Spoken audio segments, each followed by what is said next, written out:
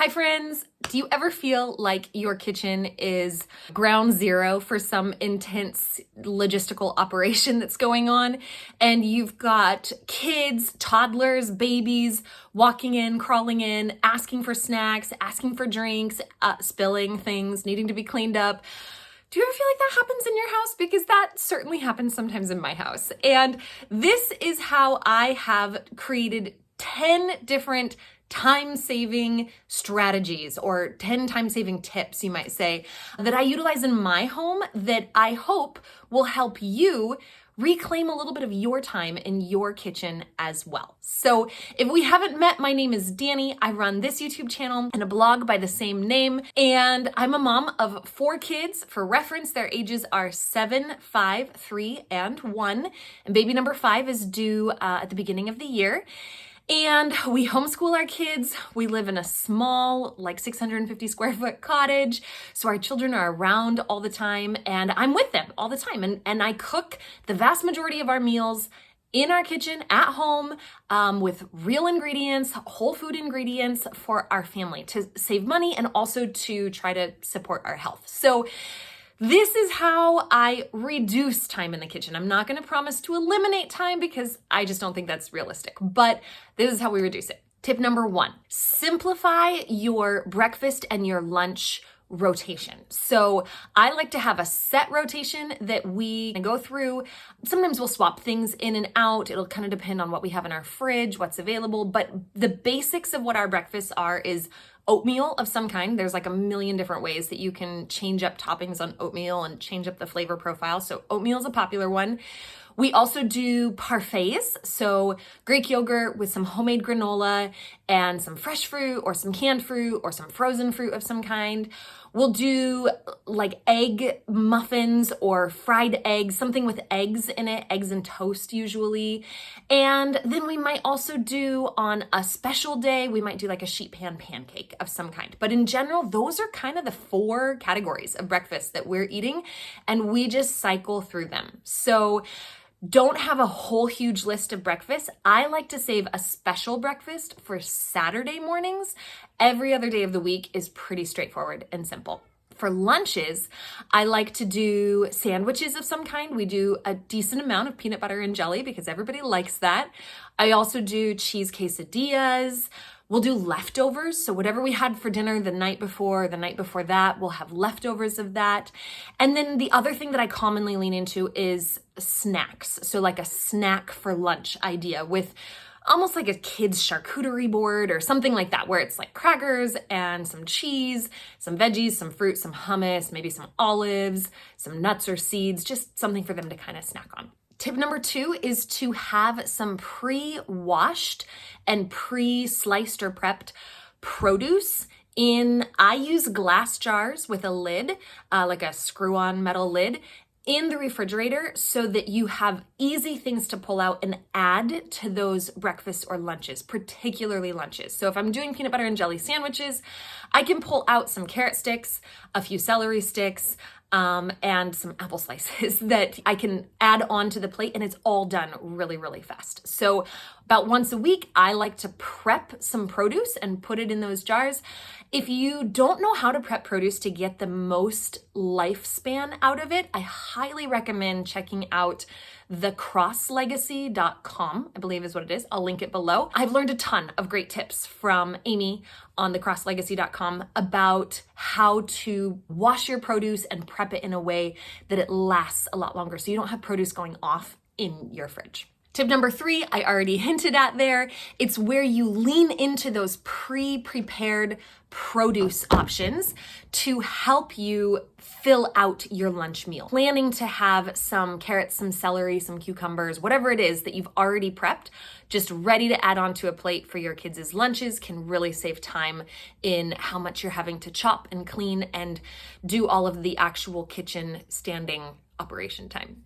Tip number 4 is to pre-plan your snack strategy. So I have found that if snacks are available all day long, my kids like to eat snacks all day long. And that means that I'm in the kitchen pulling stuff out, putting stuff away all day long. And that doesn't help me reduce my time in the kitchen. So I have done different things at different seasons of life with my kids at different ages.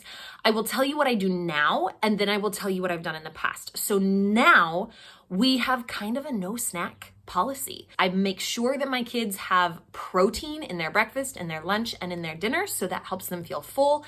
They have fiber in breakfast, lunch, and dinner, and they have fats in breakfast, lunch, and dinner. And so because of that, and then obviously carbs, because my kids love carbs, but I try to make it whole grain, whole meal carbs. But because of that, we don't really need to do a ton of snacks. Now, I know that that's not the case with everybody and every child and every family, and that wasn't always the case for us. I think that's been a gradual transition, and really prioritizing the protein has helped us get there. But we used to do more of a breakfast and then a mid-morning snack and then a lunch and then a mid-afternoon snack and then dinner, and I felt like I was in the kitchen all the time with that. So we switched it up, and I did breakfast, an earlier lunch, and then I would do a mid-afternoon snack and then do dinner. What that has helped us to do is to set some specific times, or what that did help us do was set specific times for snacks. So then my kids knew, like, oh, it's not time to be asking for food and it's not time for snacks. Whatever works for you and your household, but I do recommend trying to think about how you might be able to minimize or even eliminate your snacks if you want to reduce your time in the kitchen. And I was a little worried that my 1-year-old might not be getting enough food, because I realized I gave snacks a lot to his older siblings, but I've kind of cut down on it with him.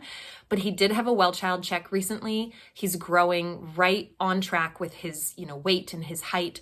Everything looks good on his growth curve. And so I feel better about that. And he eats really well. He eats his breakfast and his lunch and his dinner. Oops, my notes just fell down. Okay, tip number 5 to reduce your time in the kitchen: work while the kids are eating. So I do this a lot with their lunchtime. I can eat a lot faster than my kids eat. I know that that might not be the best thing for my digestive system, but my children will take 20, 30 minutes to get through a meal because they like to talk and it's too hot and then they have to blow on it and they have to wait for it to cool down, or whatever the case might be. I do not sit down with them for that whole amount of time. I serve them up their food, and then a lot of times I'm getting through some stuff in the kitchen because I know everything's out. Breakfast just got made. I haven't done the dishes yet, or I'm working on the dishes. I might as well pull the cutting board out and do some extra chopping or some extra prepping while I am at it to save me time later. So work while your kids are eating. Tip number 6 is streamline the adult meals. So obviously this is going to look differently for each family, but I don't always eat the same thing as what my kids are eating. Currently, I'm 20 something weeks pregnant. And so I am trying to get my, whatever it is, 100 grams of protein per day, 100 plus grams of protein per day, which means that I'm eating meals that are significantly higher protein than what I need to feed my children. They just don't need that much protein every day, although they do need some protein, but not that much. So I make myself a high protein egg bake casserole once a week. I freeze it, I cut it into cubes, meal portion size, freeze it, and then I pull that out and reheat it each day. So I only prep breakfast for myself once during the week, and then I have it on hand to pull out and eat all the rest of the week. For lunches, sometimes I have at different seasons. I've tried to lean into prepping my own lunch. I do a lot of, when I'm pregnant, again, high protein. I do a lot of salads with beans and either canned meat or shredded chicken or that kind of stuff to try to just up that protein and not eliminate, but lower my carbohydrate intake for kind of optimum fetal development. So I prep my own meals, make them ahead of time, have them in the fridge, and that helps me A, stay on track with my protein goals, and B, streamline my time. So I'm just doing that a bunch of times once a week, and then it's ready to go. Tip number 7 is to delegate the other adults in the household's meals. So I typically make dinner for our family every night, but like I said, I make my own breakfast that's a little bit different than what the kids are making. And my husband will either opt to eat whatever the kids are eating, or he loves yogurt and granola. And so he is really happy to eat Greek yogurt and my homemade granola pretty much every day. So he will a lot of times just opt to eat that for his breakfast, and I don't have to make him something else or something special. Similarly with lunches, I will often let him eat up any leftovers that we have, since I'm usually trying to really focus on those protein goals for my breakfast and my lunch. And then he'll have leftovers from dinner the night before. The kids will have their peanut butter and jam or whatever the case might be. But I let him do his own kind of meals for breakfast and lunch. We all eat together as a family for dinner. Oftentimes we'll sit down and eat together for lunch or breakfast, or at least part of that time. But I don't plan or mastermind his meals. He's really more in charge of it. I just make sure we have ingredients that he can choose from on hand.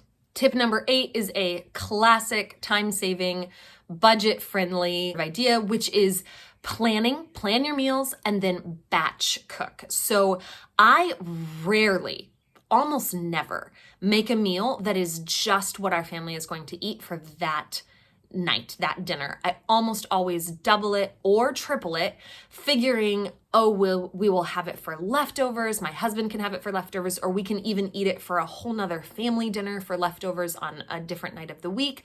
Or I will freeze it and then pull it out in thaw, a week or two later, and we'll have it then. So definitely, if you're gonna go to the work of making a meal once, you might as well batch it and make extra so that you're saving time down the road. Tip number 9 is to utilize your grocery unloading time as part of your meal prepping time. Now, I know that if you, like me, take 4 kids to the grocery store and manage all of that craziness with your week or your 2 weeks or your 3 weeks worth of grocery shopping list, it is a lot. And I come home and I am tired, I will be honest, especially at this stage in pregnancy. But I have learned sometimes to utilize click and collect, sometimes to ask my husband to do the grocery run in the evenings. He has more energy in the evenings than I do. Or I will leave some of the kids with him and go do it as kind of a date with 1 child or 2 children, which makes it seem a little bit more special. And then I come home, and as I'm unloading everything, I fill my sink up with water, add some vinegar to it per the Cross Legacies method of washing produce, and I will just cycle all of my produce through the sink to wash it while I am working on unloading things. It means that I'm in the kitchen all at once to do the produce washing and the unloading. It means my kitchen also becomes a bit of a fruit and vegetable drying rack as I try to get everything dried, because you want stuff to dry out before you pack it away.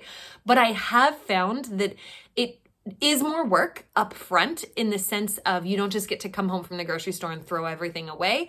You've still got like another hour on your hands to get through everything, at least if you're buying as much food as I'm usually buying. But it also means that a ton of your prep is already done for the rest of the week. So I'll wash the carrots, let them dry, and then before I put them away, I'll chop them into slices, put them in a jar, stick them in the fridge, and that's basically my lunch, not just carrots, but that's part of my lunch prep for the rest of the week. So definitely, if you can kind of combine those tasks of grocery, unloading, and you're washing before you put stuff away, I do think it saves time, and it definitely makes me feel more on top of things, which is part of the mental game, I feel like, of the kitchen stress. And tip number 10 is to lean into simple meals. So I love to cook and I enjoy trying new recipes, but we are not eating gourmet chef-produced food in our house almost all the time. We do a lot of soups or like a stew, something that's kind of thick and hearty that has a whole bunch of vegetables in it, some protein in it, maybe some grains in it as well. Or I'll cook a pot of rice and we'll have, we'll put the soup over the top of the rice. We just do a lot of really simple meals where it's kind of a 1 pot, maybe a 2nd pot option, but that helps to just streamline everything. It helps with it means I can do a lot of the prep in the morning and let it slow cook in my crockpot, my slow cooker, or it means that I can just toss it into a pot on the back of the stove and put the lid on it and not even cook it for a while, but it's all ready to go. And I can do a lot of that prep during breakfast time when my kids are slowly working their way through their breakfast meal. So I really find that having really simple, healthy, filling, but simple meals is a great way to reduce my time in the kitchen and to feed my family the kind of diet that I want to eat, and to reduce our budget ultimately, because we're not doing a whole bunch of fancy meals. We're not getting a whole bunch of unique ingredients. Everything is what we would just kind of normally be getting from the grocery store anyhow. Okay, so those are my 10 tips. Again, it's not about completely eliminating your time in the kitchen. I can't promise that. It's also not about perfect meals, tons of different kinds of foods. It's just about what is going to work in this season of life. How can you strategize that to simplify your mental load, simplify your energy output, and streamline as much as possible? I would love to hear from you. If you do any of these tips, please drop it in the comments, let me know. Or if any of them you thought were super helpful or interesting to try, I would also love to know that. I love to connect with you in the comments. And thanks so much for being here. Have a great week. I will see you next week with hopefully other content.